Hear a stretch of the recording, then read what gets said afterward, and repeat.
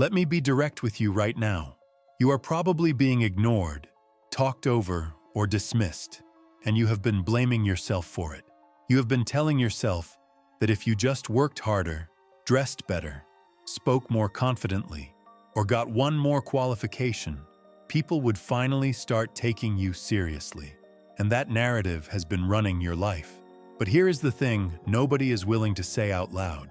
The problem is not your effort. It is not your intelligence. It is not even your personality. The problem is something far more specific, far more fixable, and far more uncomfortable to hear. And I am going to walk you through exactly what it is in this video. Welcome to part 1 of Why Nobody Takes You Seriously.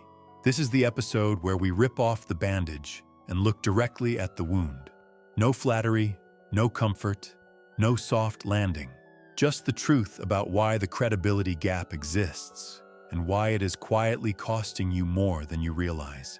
If you have ever felt invisible in a room full of people who seem to command instant respect, this is for you.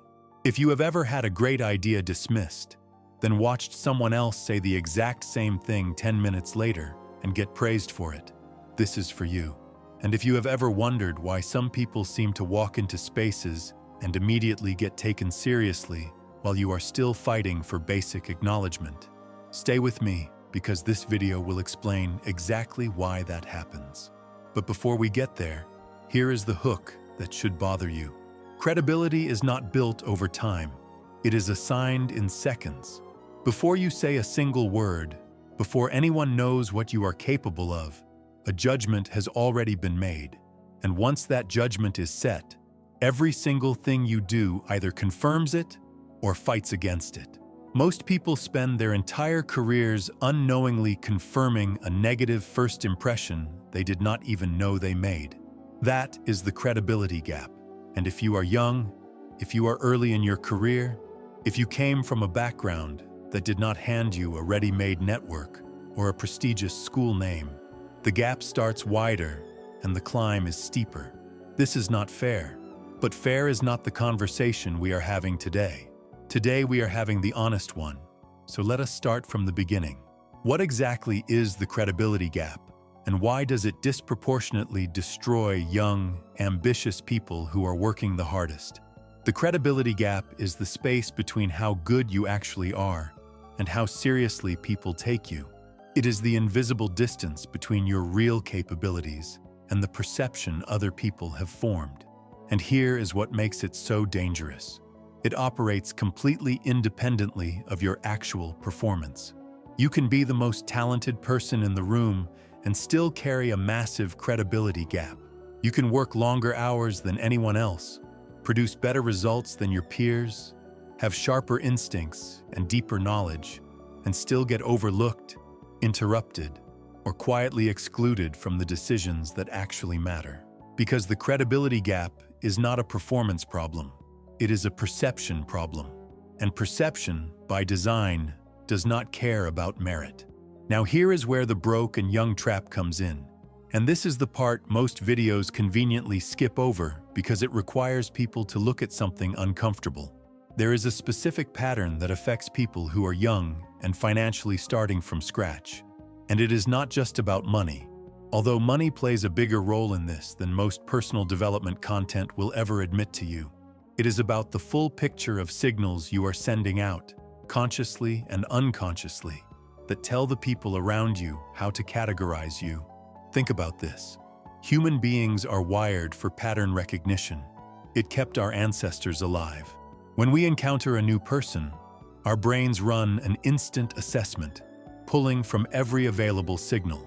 The way someone carries themselves, the language they use, the confidence or hesitation behind their words, the context in which they appear, the associations connected to their name, their background, their circle. All of this happens before a conversation even begins. It is not malicious, it is automatic. And when you are young and broke, the signals you are sending are often working directly against you, even when everything you are doing on paper looks right. Here is a concrete example. Two people walk into the same networking event. Same age, same level of actual knowledge. One comes from a family background with connections, has a certain posture built from years of being told they belong in rooms like this, speaks with the casual confidence of someone who has never doubted their right to be there. The other is first generation, building from zero, works twice as hard, but carries just enough uncertainty to make it visible. Who gets approached first? Who gets taken seriously first? You already know the answer. And the painful part is that neither person made a conscious choice that evening. The signals were already running in the background, shaping every interaction before either of them said a word. This is the broke and young trap in its clearest form. It is not that people look down on you because you have less money. It is that financial precarity tends to produce a specific constellation of behaviors and signals that register as low status in high-stakes environments. And low-status signals, once perceived, trigger an almost automatic credibility discount. People talk over you more. Your ideas get less follow-up. You get assigned less important work. You get left out of informal conversations where real decisions get made. And every one of those exclusions compounds over time, widening the gap further. Now let us go a level deeper, because this is where most people stop, and they should not. The credibility gap is not just created by external perceptions. It is actively reinforced from inside. And this might be the most important thing in this entire video. Here is what happens when you spend a long period of time not being taken seriously. You start to internalize it. You begin to second-guess your own instincts. You over-explain your ideas because you are not sure people will understand them. You apologize before making a point, softening it before it even lands. You hold back in meetings because you have learned, through repeated experiences, that speaking up costs you more than it earns. You become hypervigilant about how you are coming across, and that hypervigilance, ironically, makes you come across as less confident, which confirms the perception that started the cycle. This is what behavioral researchers would call a self-fulfilling prophecy. But let us call it what it actually feels like in real life. It feels like imposter syndrome. It feels like you do not belong. It feels like everyone else somehow has the playbook, and you are making up the rules as you go. And the worst part is that the more you feel this way, the more you perform this way. And the more you perform this way, the more people around you respond to the performance, rather than the reality. You become defined by a narrative that was never accurate in the first place. And here is where it connects to something deeper about how systems actually work. Whether you are talking about a workplace, a social circle, an industry, or an institution, every system has an invisible hierarchy of who gets taken seriously and who does not. And that hierarchy is maintained not through overt rules, but through consistent signals and consistent responses to those signals. The person who gets interrupted constantly starts waiting for permission to speak. The person who gets their ideas dismissed first starts framing their ideas as questions instead of statements. The person who is never included in important conversations starts shrinking to fit the space they have been given. None of this is a personal failing. All of it is a completely rational adaptation to a consistent pattern of feedback. But here is the brutal truth. Rational adaptations to unfair systems still cost you. They still make you smaller. They still widen the gap. Now, I want to spend a moment on something that the self-help industry absolutely loves to misrepresent, and that is the relationship between visibility and credibility. You have probably heard some version of the advice that says you just need to put yourself out there more, speak up more, network more, post more on LinkedIn, show up louder. And while visibility matters, here is what that advice conveniently leaves out. Visibility without credibility does not help you.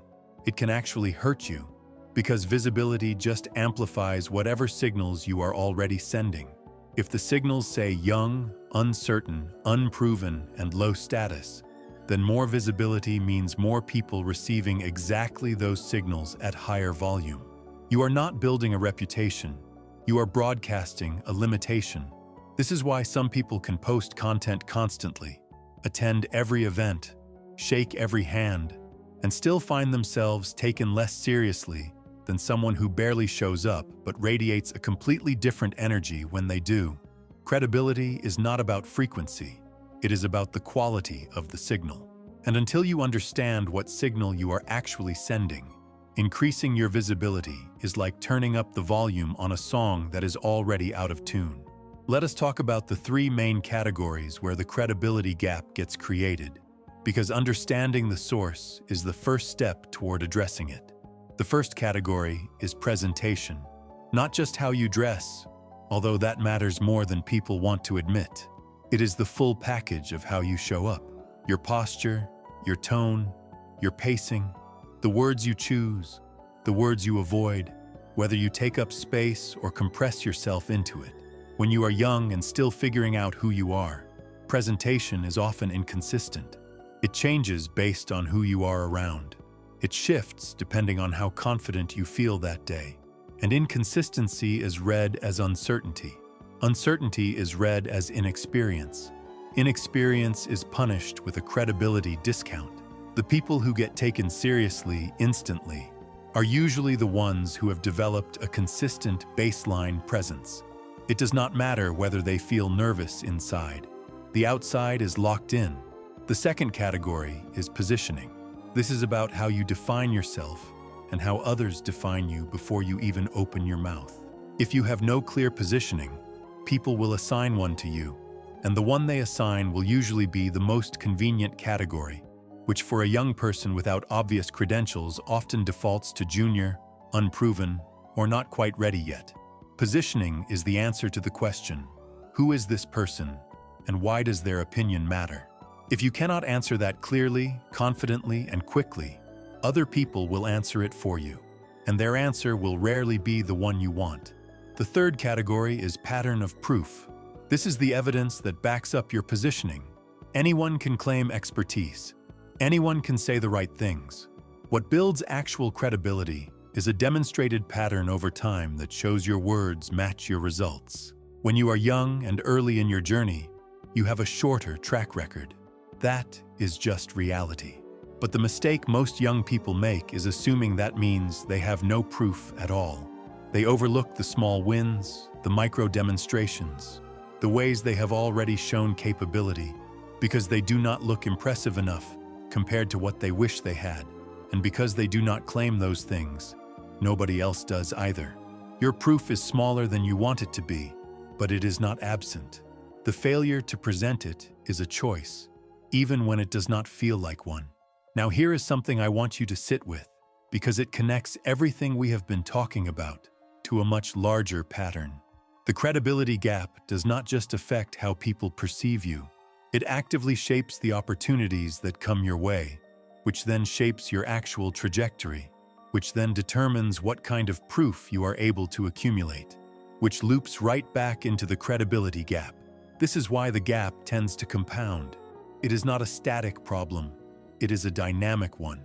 Every opportunity you do not get because of the gap is also evidence that widens it. Every room you are excluded from is a room where you cannot build the relationships that would eventually change the dynamic. Every decision made without your input is a decision that others get credit for. And all of that missed compounding adds up to something significant over years. This is why I want to be very clear about something. This is not a problem you can hustle your way out of in the traditional sense of the word. Grinding harder inside a system that is not taking you seriously will not fix the gap.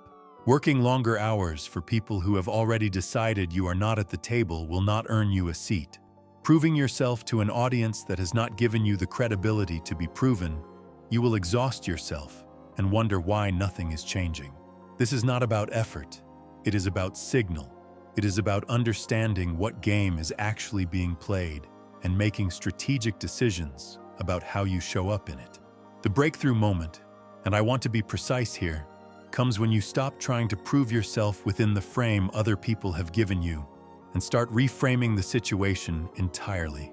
But here's the catch, and this is what part 2 of this series is going to dig into, that reframing requires a mindset shift that most people resist. Not because they are not smart enough to do it, because it requires acknowledging something uncomfortable about the role they have been unknowingly playing in their own credibility gap. Before we get there, though, I want to address something that might be coming up for you right now. You might be thinking, this sounds like the system is rigged and there is nothing I can do. That is not what I am saying. I am saying the system has rules that nobody explicitly teaches you. And when you do not know the rules, you play by instinct. And playing by instinct in a system that runs on strategy will cost you almost every time. Understanding the rules is not the same as accepting them blindly. It is the prerequisite to navigating them effectively. You cannot change a game you do not understand. You cannot opt out of a dynamic you cannot see. The credibility gap is real. It operates on specific mechanisms, and those mechanisms can be understood, worked with, and over time, strategically dismantled. So let me give you a precise summary of what we have established in this video, because I want these ideas to land in a way that stays with you. The credibility gap is the distance between how capable you actually are and how seriously people take you. It is created by the signals you send, shaped by the environment you are in, and reinforced from inside when you internalize the credibility discount and start performing it. The broke and young trap is a specific version of this gap, where financial precarity and youth combine to create a constellation of low-status signals that trigger automatic credibility discounts in high-stakes environments. These signals operate before a conversation begins, and they compound over time, if not understood and addressed. The three main categories where the gap is created are presentation, positioning, and pattern of proof. And increasing your visibility before addressing these three things does not close the gap, it amplifies it. The gap is not a performance problem, it is a perception problem. And solving a perception problem requires a fundamentally different approach than working harder at performance. This is the honest diagnosis. And honest diagnosis, even when it is uncomfortable, is always the first step toward actual change. Now, here is why this matters beyond your personal situation.